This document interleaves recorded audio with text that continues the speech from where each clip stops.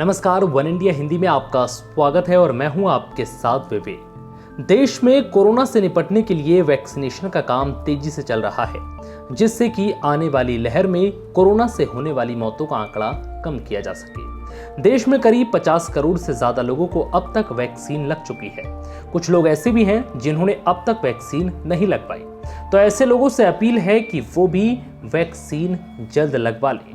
लेकिन कुछ केसों में ऐसा देखा जा रहा है कि वैक्सीन की पहली और दूसरी डोज लेने के बावजूद लोग कोरोना संक्रमित हो रहे हैं, जिसकी सबसे बड़ी वजह कोरोना का नया वेरिएंट डेल्टा है, जो काफी चिंता का विषय है। सूत्रों के मुताबिक दूसरी डोज के बाद कुल ब्रेक थ्रू इन्फेक्शन यानी वैक्सीनेशन के बावजूद कोरोना होने के कुल केसों का 46% केस सिर्फ केरल से सामने आया है। केरल में करीब 80,000 ब्रेक थ्रू इन्फेक्शन के मामले सामने आए हैं। इनमें करीब 40,000 दूसरी डोज के बाद ब्रेक थ्रू इन्फेक्शन के हैं।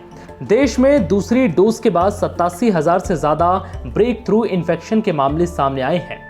दूसरी डोज के बाद कुल ब्रेक थ्रू इन्फेक्शन का 46% सिर्फ केरल से है। बाकी 54% देश के अलग अलग हिस्सों से रिपोर्ट हुए हैं। स्वास्थ्य मंत्रालय के लिए सबसे ज्यादा चिंता का विषय है कि केरल में दूसरी डोज के बाद इतनी ज्यादा तादाद में ब्रेक थ्रू इन्फेक्शन की आखिर वजह क्या है।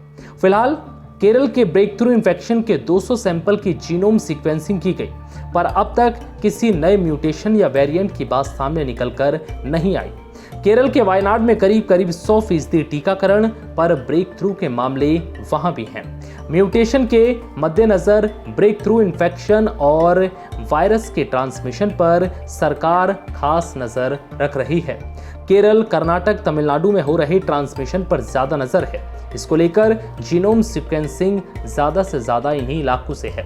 कर्नाटक में करीब 5,000 ब्रेक थ्रू इन्फेक्शन के मामले हैं। कोरोना के मामले आज फिर 40,000 से कम आए हैं।